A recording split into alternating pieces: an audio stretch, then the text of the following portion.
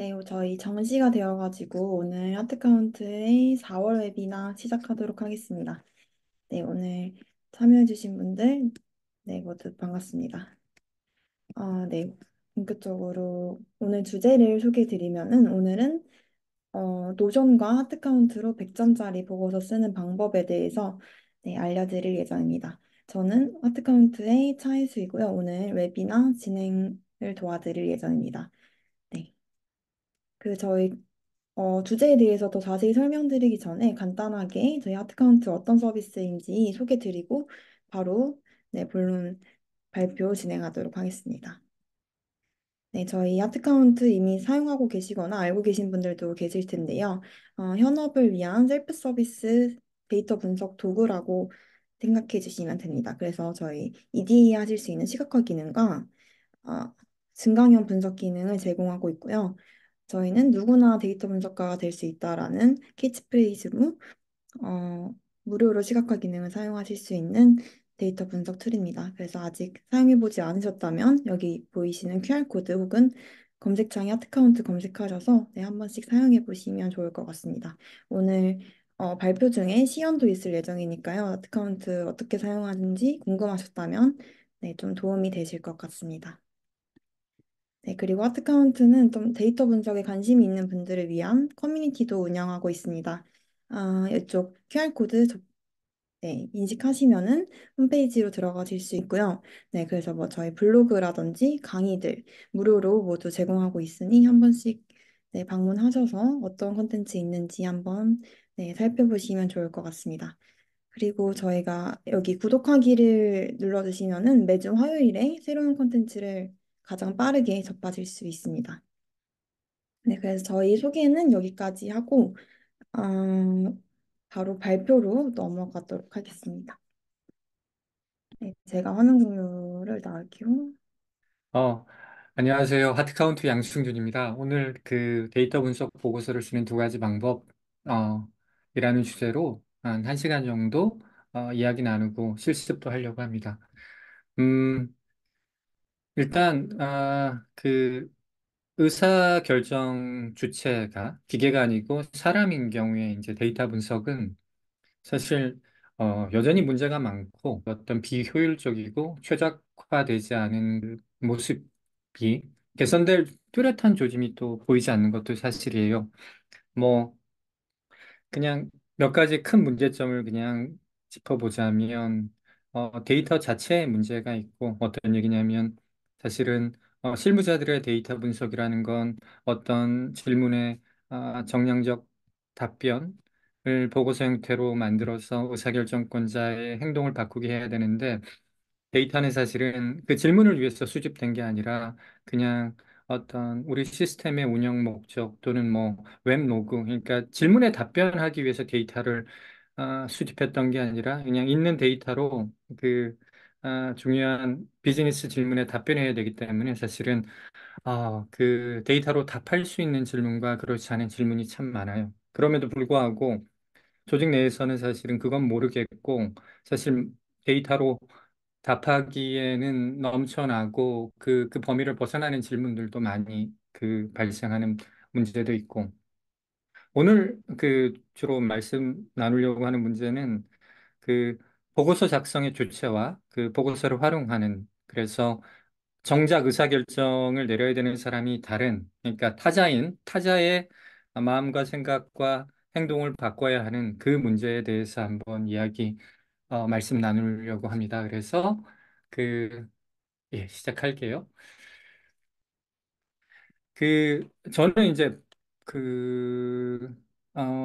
데이터 분석이라는 건 결국에, 단순화해서 얘기하면 차이를 이해하는 일이라고 생각을 해요. 어떤 얘기냐면, 어, 우리가 데이터가 있는데 그 칼럼이 두 개 있다고 해볼게요. 그런데 칼럼 A에는 가로 쭉 그 채워져 있고 칼럼 B에는 숫자인데 0으로만 채워져 있어요. 그러면 사실은 이게 정보량이 사실은 빵은 아니지만 A는 0이라는 정보량밖에 없잖아요. 근데 칼럼 B에 0과 1과 3 그런 숫자가 채워져 있을 때 차이가 있을 때 우리는 왜 똑같은 A인데 이 숫자가 차이가 날까? 그래서 결국 차이를 이해하는 것이 데이터 분석의 그 핵심이라고 생각을 하는데 문제는 어떤 차이로 데이터를 보느냐에 따라서 그 해석과 의미가 계속 지연된다고 생각을 했었는데 그런 생각을 갖고 살아오던 차에 우연히 이제 저는 뭐 자크 드리다를 잘 알지 못하지만 이분이 이제 차연이라는 개념을 얘기한 걸 알게 됐어요. 차연은 사실은 사전에 나오는 단어는 아니고 보면 이제 디퍼런스의 E가 아니라 A가 쓰여 있어요. 그래서 영어나 뭐 불어에 보면 디퍼, 다르다, I를 쓰는 디퍼와 지연하다의 디퍼가 이제 그 단어적인 구조 어원이 뭐 유사해서 이런 단어를 만든 거라고 생각을 하는데 결국에 데리다가 얘기하는 차이는 텍스트를 통해 세계를 해석하는데 본질적으로 그 모든 텍스트의 해석은 결국에는 다른 단어가 끊임없이 개입되면서 해석이 지연될 수밖에 없다는 얘기예요. 근데 우리 역시 마찬가지잖아요. 어, 완료된 보고서를 가져가면 추가 질문, 그래서 다른 개념으로 나눠보면 어떤데 그렇게 새로운 질문과 개념과 단어가 개입되면서 계속 우리의 보고가 지연되고 완결이 되지 않는 것이 어, 모든 문제는 아니지만 중요한 문제라고 생각을 했어요. 그래서 첫 번째 방법은 사실은 두 번째 방법과 그 어떤 그 비교하기 위해서 제가 그 전통적인 방식을 제시했고요. 자세히 보지는 않겠지만 이 여기를 보면 여기라는 게 이게 이제 그 과거에는 저희가 이제 하드카운트의 데이터 히어로라는 기수별로 어떤 4주간 또는 6주간의 어떤 그 프로그램을 운영했었고 그 프로그램의 말미에 이렇게 보고서를 쓰는 일들이 있었거든요. 근데 뭐, 뭘 하나 볼까요? 뭐 이런 것들 보면 보통 서론이 있고 데이터셋이 어떻고, 이러한 사실관계, 정량적 사실관계들이 있었습니다. 그래서 결론은 어떻습니다. 이러는데 사실은 여기에서 뭐 그 추가 질문이 있을 때 그러면 일주일 후에 다시 그 보고서를 써야 하는 저는 그런 문제를 좀 오늘 얘기하고 싶습니다. 예. 아까 화면으로 돌아가면 예. 네. 다시 돌아왔어요.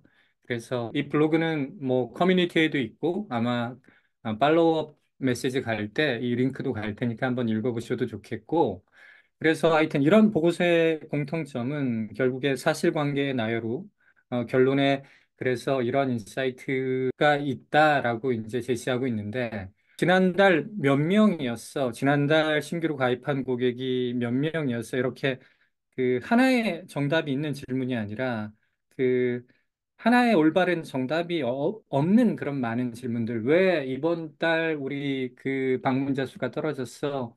매출이 줄어들었어? 이런 질문들은 사실은 그 하나의 올바른 인사이트가 있기 어렵습니다. 그 얘기는 무슨 얘기냐면 결국에 내가 찾은 인사이트가 그 피보고자의 어떤 생각과 행동을 바꾸리라는 개런티가 없는 거죠. 그래서 이렇게 닫혀 있는 보고서는 항상 틀린 것은 아니지만 우리가 이제 조금 그 제가 제안하고자 하는 두 번째 방법에 비해서 좀 여러 가지 흠결을 가지고 있다. 그렇게 생각을 합니다. 그 뭐 시스템 1, 시스템 2는 뭐 제가 자세히 설명 안 해도 이렇게 잘 알고 있을 개념인데 올해 3월 달에 이제 그 돌아가신 데니얼 캐넌만이 했던 얘기지 않습니까? 그래서 우리가 그냥 그 어떤 이성적인 사고 없이 우리가 즉각적으로 아주 그, 그 휴리스틱하게 반응하는 그런 그 뇌의 사고 영역을 빠른 사고, 시스템 1이라고 하고 이렇게 숙고하고 반추하고 이성적 추론 과정을 거쳐서 논리적 사고를 하는 것을 시스템 2라고 하는데 결국에 이분의 얘기는 그 이분이 그 돌아가시기 전에 썼던 최근 책도 그렇고 그 이 책이 이 시스템 1, 시스템 2라는 개념이 최초에 소개된 책에도 그렇고 결국에는 우리는 그 시스템 원의 그 영향하에 놓여 있다라는 것이 이제 이분의 주장이고 거기에 어렵지 않게 이제 그 동의할 수 있을 것 같아요.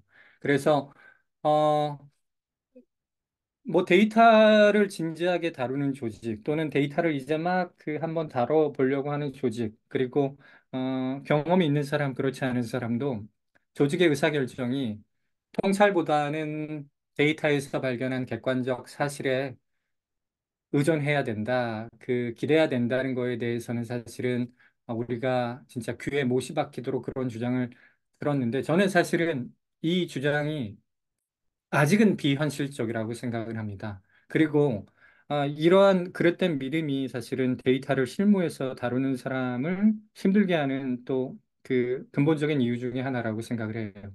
다시 말씀드리면 결국 그 의사결정권자는 사실은 논리적 사고를 하지 않습니다. 그건 저희도 마찬가지니까 많은 경우에 우리가 가지고 있는 어떤 지식 체계, 저는 그것을 이제 멘탈 모델이라고 하는데, 우리가 수십 년 동안 또는 내 사업이라면 사업을 하면서 운영해 왔던 어떤 그 지식 체계 안에서 의사결정을 하는데, 그냥 그 분석 보고서에서 이 데이터를 봤더니 내가 기존에 알고 있던 그 세상에 대한 모델과 다른 주장이 담긴 보고서를 보고 내 생각이 잘못됐네? 사고 구조를, 내 멘탈 모델을 바꿔야지. 그렇게 작동하진 않는다는 얘기죠.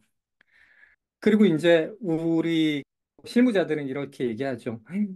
저 사람의 편견이 바뀌지 않는 한, 우리 조직에서 데이터 기반 의사결정을 힘든 거야. 근데 이게 사실은 특정 조직에서 일어나는 게 아니라, 국내 기업들이, 어, 운영적인 것, 전략적인 것, 의사결정에 데이터를 활용하고자 한 일에 지속적으로 광범위하게 일어나고 있는 일이라면 사실은, 어, 그게 이제 사람이 바뀌어서 될 일은 아니라고 해요. 그러니까 인간의 조건, 휴먼 컨디션의 문제인 것이고, 그래서 우리는 어떤, 보고서에 하나의 주장이 옳다고, 이렇게 확정적으로 담기보다는, 그래서 상대방의 그 시스템 원, 그러니까 상대방이 즉각적이고 통찰에 의해서 어떤 논리적 사고가 아니라 직관에 의해서 의사결정 내리는 것과 싸우지 않고 그 시스템 원과 함께 일하는 방식의 보고가 돼야 된다고 생각을 합니다.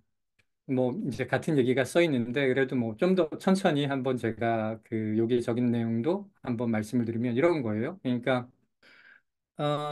데이터가 텍스트라면 이제 데이터라는 텍스트의 문제는 그 텍스트 바깥에 있는 컨텍스트를 끌어들이지 않고는 사실은 자기 완결적인 설명이 어차피 힘들거든요. 왜냐하면 그 데이터라는 것은 세상의 샘플링이고 그리고 우리가 궁금한 것을 답하기 위해서 데이터가 쌓여있다기보다는 어떤 우발적으로 쌓인 데이터를 가지고 질문에 답해야 되기 때문에 그 질문의 본질, 왜 어떤 인과적 지식 그런 것들을 데이터 안에 자기 완결적으로 담고 있을 수가 없어요.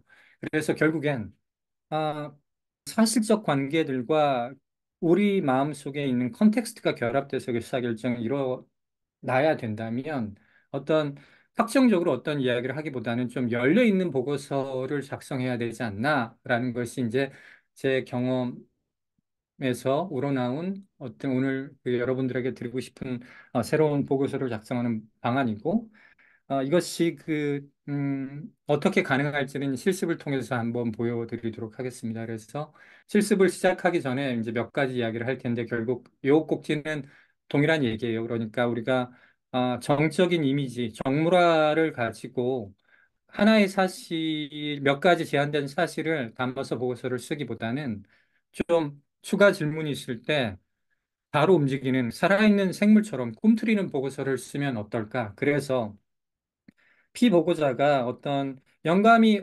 떠올라서 새로운 질문이 촉발됐을 때 일주일 기다리게 하는 게 아니라 그 현장에서 바로 답변하고 그래서 의사결정을 내려야 되는 사람, 세상에 대한 멘탈 모델이 바뀌어야 되는 사람이 그 차연의 효과는 피할 수 없다면 그것을 일주일, 한 달이 아니라 그 순간에 새로운 차이가, 새로운 어떤 개념이 개입하면 거기에 대한 차이를 바로 보여주고 그렇게 좀 현장에서 즉석적으로 좀 데이터와 대화하듯이 그런 보고서가 대안이 될 수 있지 않나 그 말씀을 드립니다. 그래서 실습을 시작하기 전에 몇 가지 개념을 좀 더 짚고 넘어갈게요. 어떻게 보면 사실은 너무 이론적인 것이라고 생각할 수 있지만 결국에, 어, 데이터의 한계를 생각했을 때 결국에 데이터를 실무에서 활용하는 사람도 살고 그 조직도 살려면 사실은 데이터를 바라보는 보고를 하는 그 프로세스와 어떤 방법이 바뀌어야지 사실은 분석 방법이 더 정교해진다고, 어, 가능하지도 않지만 데이터 탑만해서는 지금 이 약간 암담한 현실이 저는 개선될 수 없다고 생각을 합니다. 요 익스플로레이션과 익스플로이테이션 개념도 한번 설명드려 볼게요. 얘는 뭐 그 A/B 테스트 같은 거 하시는 분들은 익숙한 개념일 텐데 얘는 이런 거예요. 그러니까 아, 아, 익스플로레이션이라는 건 미지의 세계를 탐험하는 거죠. 혹시 더 좋은 게 있나? 그리고 익스플로이테이션이라는 건 내가 알고 있는 지식 내에서 최선의 것을 선택하는 건데, 뭐 우리가 점심 식사할 때 기존에 확실히 알고 있는 후회 안 하는 맛집을 계속 선택하는 게 익스플로이테이션. 그러니까 뭐 영어로는 착취지만 착취보다라는 그게 이제 활용한다, 지식을 10분 최대한 활용한다라는 개념이겠고, 익스플로레이션은 계속 내가 알고 있는 최적의 것만 활용한다면 사실은 미지에 혹시 더 있을 더 좋은 맛집을 방문하지 못하잖아요. 하지만 매번 또 새로운 집만 찾아다니다 보면 또 거기에서 시행착오가 있을 거라 이 어떤 내 이익 또는 나한테 주어지는 보상을 최적화하기 위해서는 이 익스플로이테이션과 익스플로레이션 간의 좀 밸런스가 필요한 거예요. 그리고 이제 우리가 조직 내에서 데이터를 의사결정에 활용한다고 했었을 때도 이제 우리 이미 좀 몇 가지 관점으로 보통 정형 보고서라고 자리 잡은 것들은 이 의사결정을 위해서는 이 정도로 보면 돼라는 것이 이제 많은 경우 정해져 있는데 사실 그것은 익스플로이테이션이고 어, 사업을 둘러싼 어떤 그 환경들이 바뀌었으면 새로운 관점으로 봐야 될 수도 있는데 계속 새로운 것만 찾다 보면 또 이제 너무 많은 어떤 그 노력과 어떤 그런 인지적 노력이 드니까 그 밸런스를 맞추는 게 중요합니다. 다만 제가 여기서 강조하고 싶은 것은 그 이 데이터를 익스플로이트 하는 것과 익스플로레이션 하는 것을 구분한다고 했을 때 탐험하는 것은 말 그대로 일이라는 것은 어떤 데이터의 어떤 미지의 영역 담겨 있는 정보를 진짜 추려내기 위해서 여러 가지 관점에서 살펴보는 게 이데인데 지금 이런 탐험 분석이 정작 의사결정을 내리는 피고자한테는 이제 주어지지 허락되지 않았었던 거예요. 그래서 의사결정권자가 좀 제한된 통제된 환경 내에서 좀 이렇게 탐험을 할 수 있는 것도 분명히 필요하다라는 생각이 들고, 그리고 제가 이 얘기는 실습이 끝나고 Q&A 때 말씀드리겠습니다. 사전 질문을 제가 봤는데, 오늘 뭐 답변 드리면 좋을 사전 질문 중에 제가 지금 그 보여드리고 있는 화면과 관련된 질문이 있어서 이 내용은 Q&A 때 다루도록 하겠습니다. 그래서 보고서 작성 실습을 할 텐데 그 실습을 하고 나면 아마 이 글로 다시 안 올 거예요. 그래서 결론을 그냥 좀 미리 맺고 실습을 시작하도록 하겠습니다. 예. 어, 그 데이터 분석가 또는 비즈니스 애널리스트의 조직 내 책무가 뭐야 물으면 액셔너블 인사이트, 행동 가능한 통찰을 제공하여 내 동료가 사장님이 임원이 더 좋은 결정을 내리도록 돕는 것이라고 이야기할 것이고 그 얘기가 틀렸다고 반박하기는 쉽지 않습니다. 근데 어, 그, 액셔너블 인사이트라는 것은 저는 어떤 생각이 드냐면 오대수가 오늘만 대충 수습하며 살자고 해서 이제 오대수라는 이름에 이라고 했던 것처럼 이 데이터가 오늘 질문만 이렇게 대충 수습하는 거라고 생각이 돼요. 무슨 얘기냐면, 어, 그 행동 가능한 통찰이라는 것은 사실은 내가 결정할 수 있는 것은 아니거든요. 그리고 아까 얘기했듯이, 나를 포함한 우리 사람들은 결국에 시스템 원의 영향에 놓여 있어요. 그래서, 아, 나는 논리적 사고, 반추, 숙고를 통해서 그런 의사결정을 한다고 생각하기 쉽지만 사실은 그렇지 않은 경우가 많은 것 같아요. 그래서 결국 우리가 해야 되는 것은 이 편견과 싸울 것이 아니라 좀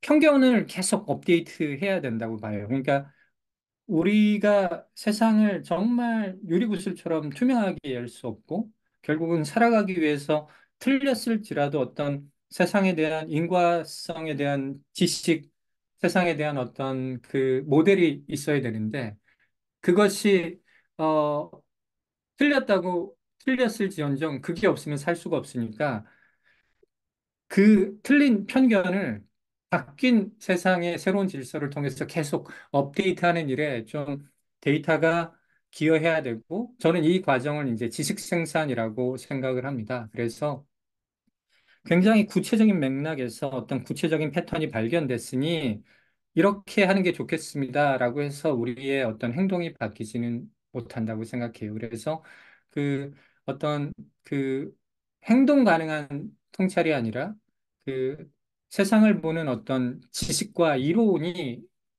보고서에 담겨야 되겠고, 보고서에 지식과 이론을 담는 것이 어느 정도 한계가 있다면 그 보고서가 열려 있는 보고서가 돼서 지연의 과정을 단축시켜서 조금이라도 우리의 편견, 우리의 멘탈 모델이 좀 바뀔 수 있는, 그래서 실제 행동 변화까지 이어나가야 되지 않나 그런 생각을 합니다. 오늘 뭐 이제 실습을 통해서 새로운 보고서 작성 방식에 대해서 실습을 할 텐데, 이게 고작 이거야라고 실망하실 수도 있겠지만, 결국 오늘 제가 이제 제안하는 방식이 제가 제기한 문제에 대한 완벽한 해결책은 되지 못하겠지만 또 어느 정도 한 걸음 더 다가가는 일이 될 수 있지 않을까 생각을 합니다. 네, 그러면 블로그를 읽는 것은 여기까지 하겠고요. 바로 실습을 시작하겠습니다. 그리고 웨비나는 아마 뭐 이런 식으로 나갔던 것 같아요. 노션과 하트 카운트를 그렇게 잘 조합해서 100점짜리 보고서를 쓰자. 근데 굳이 노션일 필요는 없고, 그게 아래 한글이어도 되고, 워드 문서여도 되고, 그래서 이 노션이라는 것은 사실은 뭐 이렇게 지금 본질은 아닌 것 같아요. 그러니까 여러분들이 통상적으로 쓰고 있는 보고서의 어떤 매체에다가 정적인 이미지 대신에 살아 꿈틀거리는 대답할 수 있는 어떤 그 통찰을 담자는 게 이제 본 실습의 취지입니다. 그래서 제가 그냥 템플릿만 잡아놨고요. 분석에 쓸 데이터셋도 한번 잠깐 볼게요. 지금 어차피 노션에도 동일한 내용이 있지만 제가 실제 데이터셋을 한번 공유를 해 보겠습니다. 예.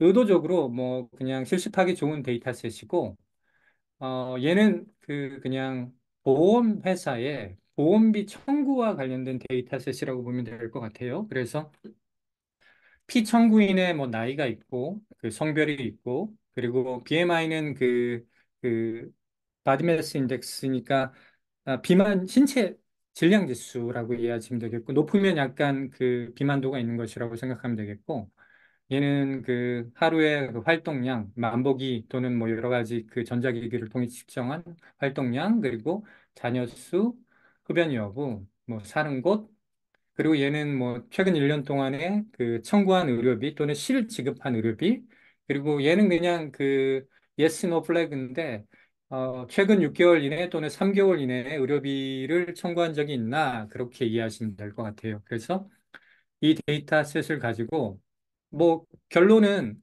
그렇게 볼게요. 저희가 이제 새로운 보험 상품이 나와서 타겟팅할 수 있는, 그러니까 의료비 청구가 적을 만한 사람을 타겟팅하는 조건, 세그먼트를 찾는 것이 목표이고, 어, 그렇게 하려면 의료보험 청구액의 차이를 가져오는 주요 요인도 이해해야 되겠고, 그리고 보험 청구를 최근 3개월 또는 6개월 이내에 했던 고객과 그렇지 않은 고객의 특성 차이를 좀 이해한 다음에 이런 세그먼트가 확률적으로 청구하지 않을 가능성이 높아요. 뭐 그런 인사이트를 찾는 것이 필요할 것 같아요.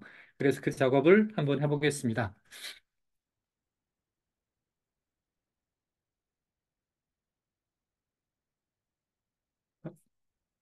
제가 그 로그인이 돼 있었나 보네요.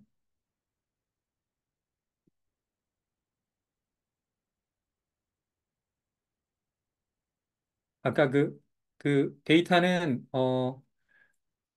여기 보시면 아마, 어, 클릭하시면 그 데이터셋도 어떻게 그 확보하실 수 있는지 적어 있으니까 그 데이터셋도 여기 나와 있는 대로 그 구해서 한번 그 오늘 보시고 아마 따라하시기에는 조금 벅찰 수 있으니까 오늘은 그냥 느긋하게 그냥 지켜보시고 나중에 한번 따라해 보셔도 좋겠습니다.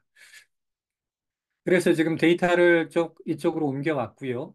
그 뭐, 깔끔한 데이터라 뭐, 특별히 눈에 띄는 거 없어요. 그죠? 나이, 분포, 성별, 남녀가 거의 뭐 동일하게 있고, BMI도 정규 분포를 갖고 있고, 이 스텝스 퍼 데이는 약간 그 아마,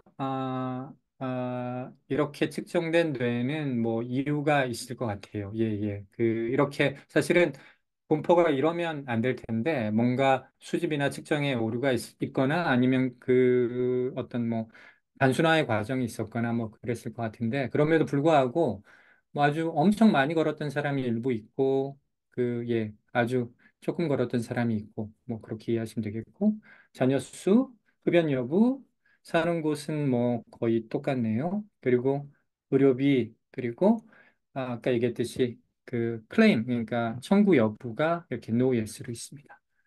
그래서 다음 바로 이 데이를 시작하겠고요. 제가 뭐 다른 의도는 없고 북마크라는 기능을 오늘 써야 돼요. 그래서 북마크를 쓰려면 지금 무료 버전은 사실은 데이터가 서버에 저장되지 않습니다. 근데 제가 캠페인을 저장을 해야 돼서 캠페인을 저장하겠습니다. 어, 뭐 혹시 이 기능을 쓰고 싶으면 꼭 그 돈을 지불하지 않고 그 무료 체험 신청하면 한 달 동안 또 유료 기능도 무료로 써볼 수 있으니까 써보시면 되겠고 오늘은 EDA의 방법 그리고 어떤 분석의 어떤 기술적인 측면을 다루진 않을 거예요. 그냥 아까 질문을 빠르게 찾아서 꿈틀거리는 보고서를 만드는 거에 초점을 맞추겠습니다. 그래서 우리가 궁금한 건 일단은 의료 비용이니까 의료 비용 놓고 뭐 몇 가지 이대인을 해볼 수 있겠죠. 나이랑 관계가 있나? 나이가 많을수록 의료비가 증가하는 추세가 보이네. 혹시 성별에는 성별에 따라 혹시 더 두드러진 특성 차이가 있을까? 남자, 여자. 크게 보이지 않죠? 크게 보이지 않고, 아니면, 혹시 흡연 여부? 예, 흡연 여부는 좀 두드러지네요. 화면을 제가 흡연 여부로 나눠볼게요. 아니죠. 흡연 여부니까 스모크였죠. 그죠? 스모커. 어, 보통 이렇게 화면 분해라는 것은 이제 빼sit 한다고 해요. 빼sit은 이제 단면이라는 뜻인데 이제 창을 쪼갠다고 보는 거예요. 그러니까 아까 이렇게 한 군데 섞여 있는 것보다 나누면 그 비교가 이렇게 더 두드러지니까 정말 보시면 어, 이것만 가지고도 일단 하나 얘기를 할 수 있을 거예요. 그러니까 나이가 많을수록 나이가 많을수록 의료비를 더 높게 청구하는 경향이 있고 동일한 나이라면 흡연자가 훨씬 더 의료 비용이 높다. 그 얘기는 뭐 제가 어떤 식으로 뭐 눈으로도 해석이 되지만 이렇게 해볼게요. 그 색깔 정도 말고 한 요 정도만도 사실은 충분한 보고서 꼭지가 되는 것 같아요. 그래서 어떻게 할 거냐면 얘를 이렇게 화면을 클릭해서 보통 뭐 이 이미지를 그대로 이렇게 담죠. 그래서 어, 나이와 성별 관계. 근데 이제 제가 말씀드리고 싶은 것은 이렇게 했는데, 그 보고 과정에서 추가 질문이 있을 수 있잖아요. 야, 그러면 흡연 여부가 아니라 혹시 자녀 수는 어때? 그런 질문에 답변을 하려면 어떻게 하면 되냐면 이쪽 북마크에다가 어, 나이, 흡연 여부와 의료 비용의 관계라고 해서 북마크를 저장해서 북마크를 복사해서 그냥 이렇게 갖다 붙이면 돼요. 갖다 붙이면 혹시 질문이 있다면 바로 질문에 답변할 수 있는 거죠. 한번 해볼까요? 나이와 성별 간에 높은 상관관계가 있는 걸 찾았어야 하면, 그래? 추가 질문 있으면 클릭하면 짜잔 이렇게 나오게 되죠. 그러면 아, 흡연 여부가 아니라 나이가 아니라 활동량은 어때? 그런 질문에 바로바로 답변할 수 있는 거예요. 그리고 다른 것도 한번 해볼게요. 어떤 걸 해볼 거냐면 아, 음, 흡연 여부 해볼게요. 분명히 이것만으로도 사실은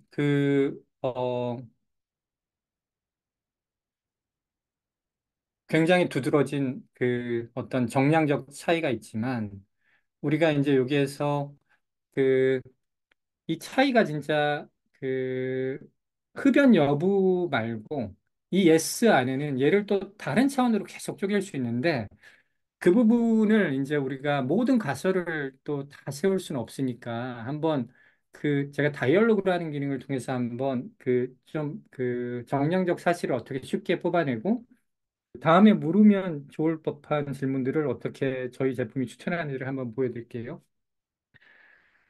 다이얼로그는 기본적으로 이제 대화형 분석을 표방하고 있고 지금은 이제 자연어 질문은 사실은 아직은 지원하고 있지 않습니다. 지금 준비 중이고 여기 보시면 어, 우리가 엑셀 또는 이런 보고를 할 때 사실은 그냥 몰라서가 아니라 좀 정량적 차이를 계산하는데 실수하기가 쉽잖아요. 그래서 보고서에 담으면 좋을 만한 이런 텍스트들을 자동으로 제공하는 것이고 여기 그 흡연이 예스인 경우와 노인 경우에 예스인 경우가 얼마 높았다 뭐 그런 것들이 뭐 그냥 이렇게 텍스트 형태로 나오고 얘를 아까 그 섹스로 한번 나눠볼게요. 섹스로 나눴을 때 음, 보시면 그 메일인 경우 그리고 비메일인 경우 보시면 차이가 크진 않았죠. 그죠? 그러니까 어, 흡연 여부가 중요하지 담배 피는 여자, 담배 피는 남자 또는 담배 피는 여자, 담배 피는 담배 안 피는 여자 간의 차이는 남녀 간에 큰 차이가 없었어요. 그러면은 이번에는 어떤 걸로 해볼까요? 어떤 그 BMI로 한번 해볼게요.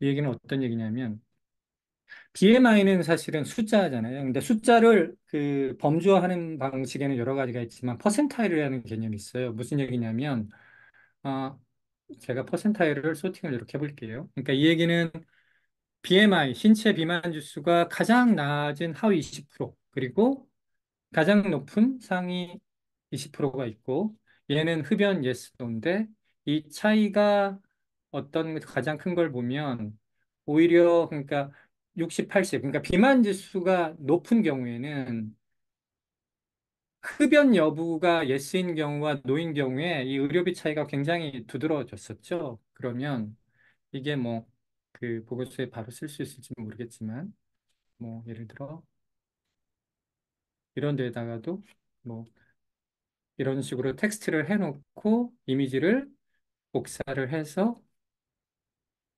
자기가 나중에 조금 이게 리파인 할 수 있을 거예요. 뭐 이런 것도 있고. 아, 그리고 또, 이런 특성 차이 같은 것도 한번 얘기를 해볼게요. 그 특성 차이를 보는 여러 가지 방법이 있지만 이 비교 분석이라는 기능을 통해서 한번 보험비를 최근 3개월 내에 청구한 사람과 그렇지 않은 사람의 차이를 한번 알아볼게요. 그래서 두 가지 그룹을 비교를 할 텐데 그 왼편에는 흡연 안 하는 사람을 제가 놓을게요. 아니, 청구한 사람이죠. 그죠? 죄송합니다. 의료비 청구가 어디 있습니까? 여기 있죠. 인슈런스 클레임이 어, 노인 사람으로 할게요. 블루. 그리고 인슈런스 클레임이 예스인 사람을 레드로 해서 두 집단, 그러니까 한 집단이 그 바람직한 집단이고 그렇지 않은 집단이 이제 좀 그렇지 않은 집단인데 통계적 특성 차이를 비교해 보겠습니다. 파생 변수는 좀 제가 없앨게요. 그 보시면 지금 빨간색 집단이 그죠? 최근 3개월 이내에 의료비 청구한 집단인데 그 비만 지수의 분포가 굉장히 오른쪽에 그 높은 것들이 보이죠. 그리고 어, 나이는 사실은 약간 들쭉날쭉이지만 아무래도 좀 고연령대가 그 최근 6개월 이내 또는 3개월 이내에 의료보험 청구한 쪽에 아무래도 나이가 높은 쪽에 분포한 것들이 좀 보여요. 여기 보시면 이게 그 의료비를 청구한 사람의 이제 나이와 관련된 통계적 특성을 잘 나타내는 구간인데 50세에서 64세인 경우에 그러니까 그 보시면 청구한 사람이 783명이었잖아요. 783명 중에 35%가 50에서 60세였고 반면에 청구하지 않은 사람 중에는 고작 딸랑 20%만 50에서 60세, 64세 사이였다. 그래서 50세에서 64세가 나이 관점에서 그 의료비 청구한 사람의 특성을 잘 나타내는 구간이다. 뭐 이런 것들이 있을 수 있을 것 같아요. 그래서 이것도 괜찮아. 그래서 이렇게 화면에 넣을 수 있고요.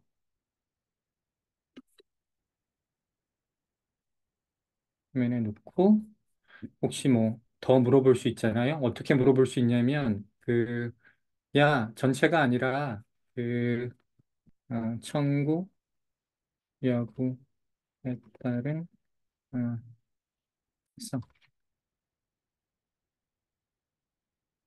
저 북마크 복사했죠.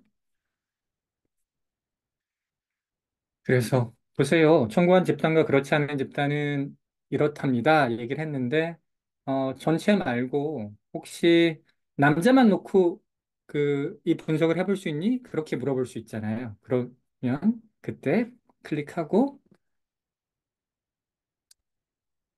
여기에서 섹스를 남자만 놓고 하면 예, 남자만 낳았을 때는 뭐 전체를 놓고 했을 때랑 이런 차이가 있습니다. 뭐 이런 답변들을 할 수 있는 것이죠.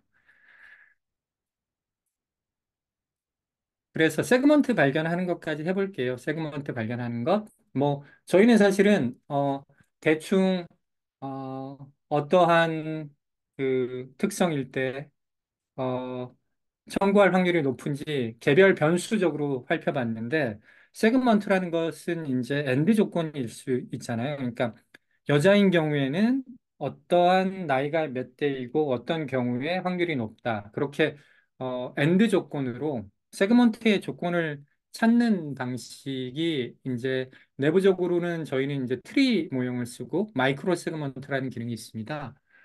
여기서 한번 찾아볼게요. 그래서 그 어, 인슈런스 클레임에 대한 최적화 규칙을 찾을 텐데 보시면 노와 예스 그러니까 우리가 원하는 건 뭐냐면 그 노인 집단이 관심 있잖아요. 그래서 어떤 조건을 찾았는데 그 조건을 만족하는 사람도 많고 만족하는 사람의 대부분이 노인 그런 조건을 찾는 거예요. 사실은 그 조건에 노인 사람 270명이 다 들어오고 순수하게 전부 다 노이였으면 좋겠지만 그럴 수는 없으니 우리가 찾을 수 있는 최적의 규칙을 찾아야 되는데 한번 이렇게 찾아볼게요. 그래서 우리가 관심 있는 것은 이제 노인 것인데 이렇게 나왔네요. 일단 요 집단인데 이 집단은 특성이 뭐냐면 하루에 5천 발자국 이상 걸었고 담배 안 피웠고 BMI도 25보다 낮았어. 이 경우에 그,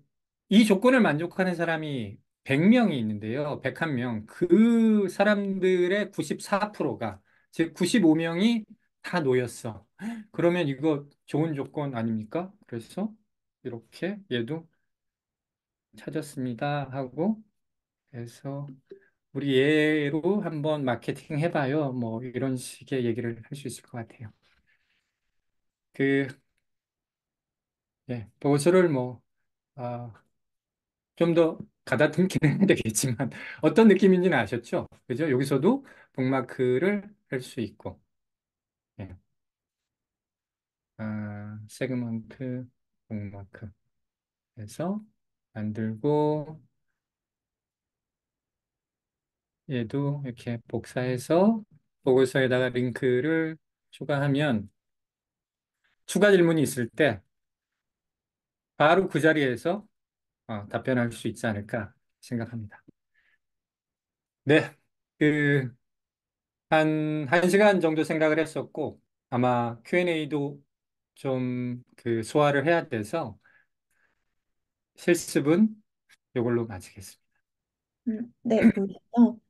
저희가 기존에 패널 토크 하기 위해서 좀 사전 질문을 신청하실 때 여쭤봤는데, 그중에서 몇 개를 좀 꼽아서, 네, 한번 이야기해 보도록 하겠습니다. 먼저, 저희, 네, 대표님께서 대답을 해주실 텐데요. 데이터 보고서 작성에 생성형 AI를 어떻게 활용할 수 있을지, 네, 보고서 작성에 초점을 맞춰서 이야기해 주셨으면 좋겠고, 주의할 점이 또 어떤 거 있는지 네, 간단하게 알려주시면 될 것 같습니다.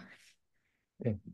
사실은 아까 그 사과 말씀부터 드렸어야 되는데, 뭐, 오늘 원래 3시에 하기로 했던 것이 4시 반으로 연기된 거, 사과를 드리고, 그 이유가 사실은 조금, 뭐, 제가 노라고 하기 힘든 그런 자리에 오늘 이 데이터 분석과 뭐, 생성형 AI에 관한 얘기를 좀 하고 왔어야 되는 자리가 있었어요. 그래서 거기서도 뭐, 오늘 웨비나 전에도 다른 사람들한테 하고 왔던 얘기인데, 그, 어, 한 5분짜리 버전으로 한번 얘기를 해볼게요. 사실은 관련해서 저희가 웨비나도 했었던 적이 있고, 올해 관련한, 블로그도 몇 개 작성했던 기억이 있습니다.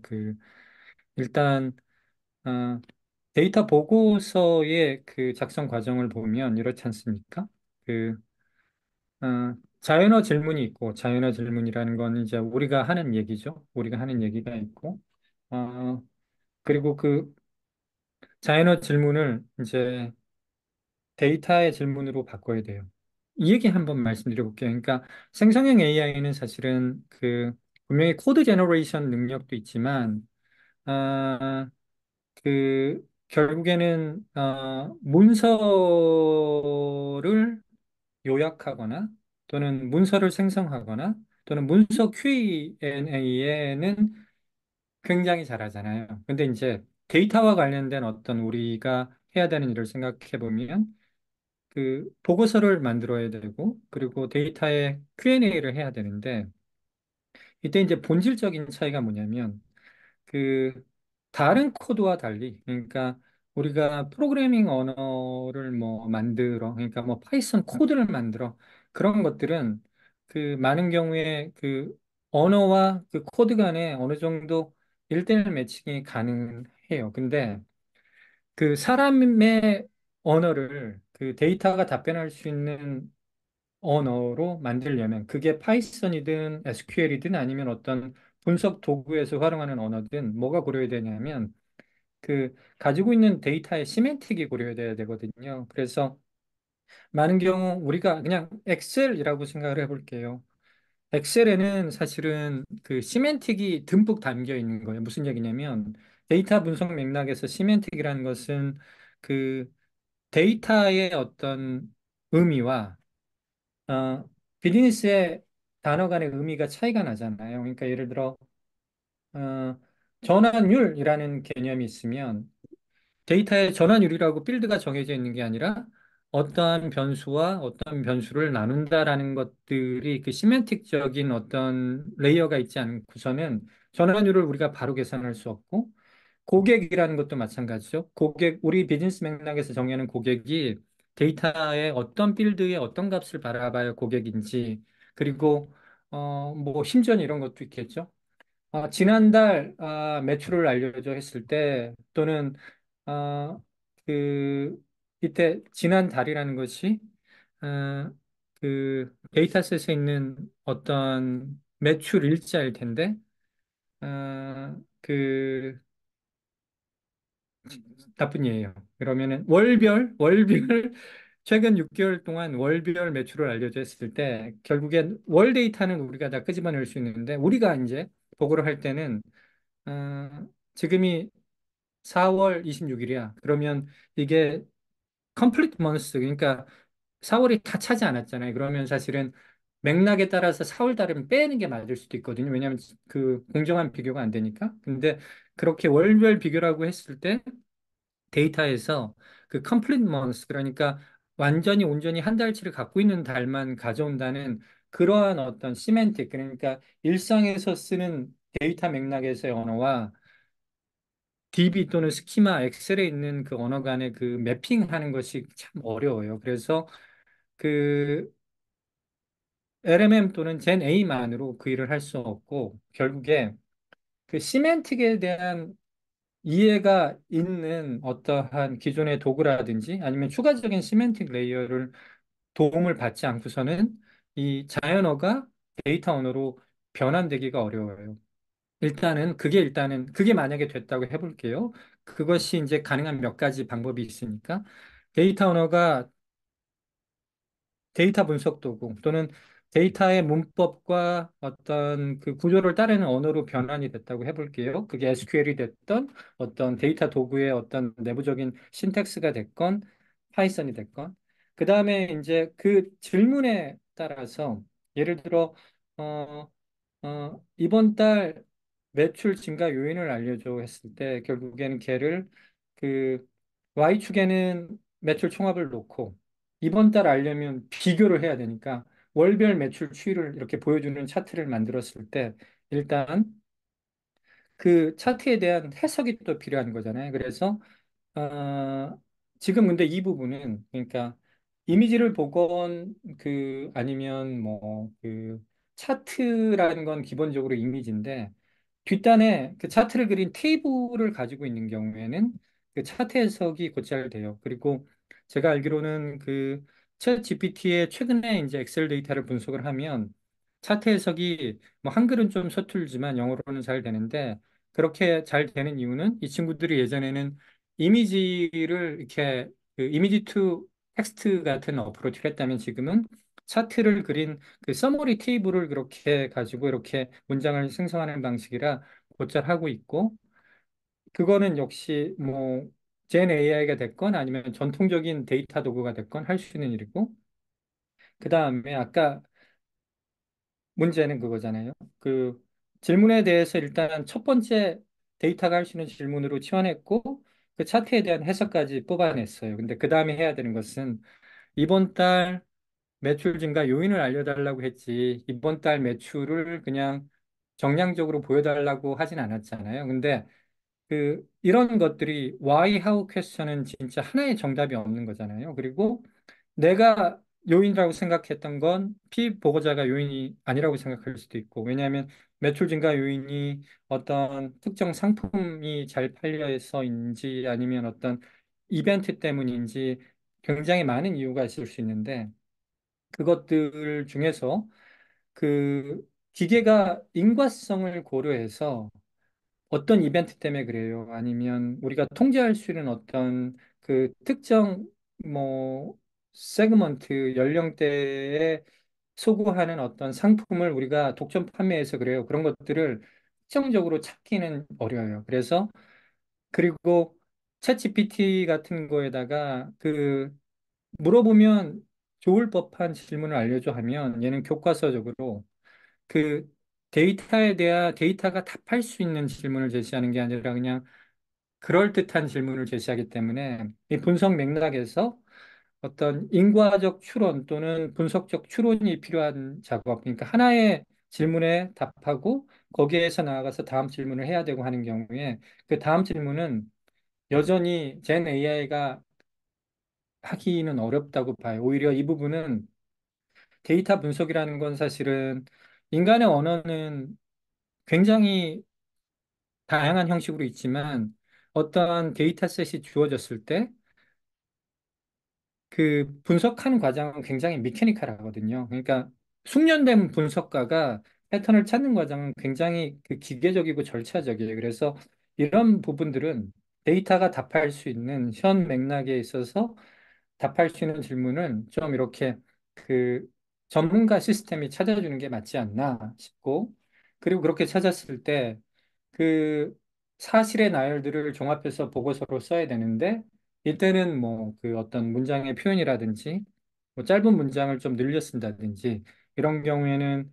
그 뭐 LMM 모델의 몇 가지 제약사항, 예를 들면 여기 담긴 숫자는 바꾸지 말고 좀 문장을 세련되게 뭐 보고서 형식으로 가다듬어줘 하면 좀 되는 경우가 있어요. 그래서 데이터 보고서 작성을 둘러싼 사실은 여러 문제 중에 사실은 데이터가 확보됐다는 가정하에 어, 그 인간의 질문을 데이터가 답변으로 바꾸는 작업, 아, 생성형 AI가 어느 정도 할 수 있고요. 그리고 그, 그 질문에 걸맞는 차트가 나왔을 때 차트를 해석을 하는 것은 뭐 젠 AI도 할 수 있고 또 기존의 기술로도 가능한 일이고, 다만 그 질문 다음에 물어야 좋은, 그러니까 어떤 분석적 추론 과정에서 다음 질문을 제시하는 것은 지금 통상적인 언어 모델로는 좀 어렵다. 그리고 그 발견한 사실관계들을 집약해서 어떤 보고서 형태로 작성하는 데에는 뭐 알겠지만 예, 아시겠지만 그 생성형 AI 도움을 받을 수 있다. 이렇게 말씀을 드리겠습니다. 혹시 뭐 또 질문이 있었나요?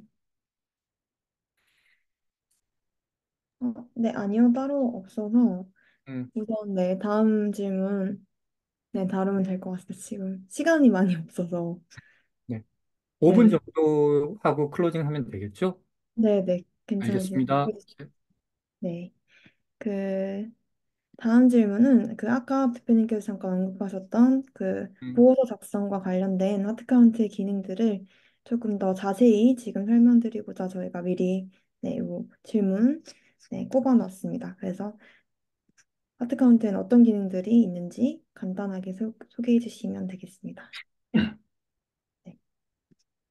네, 예. 그러면 이게 몇 장 준비되어 있죠? 차대리님. 그럼 네, 제가 네, 다음 말씀. 하면 빨리빨리 넘겨주세요.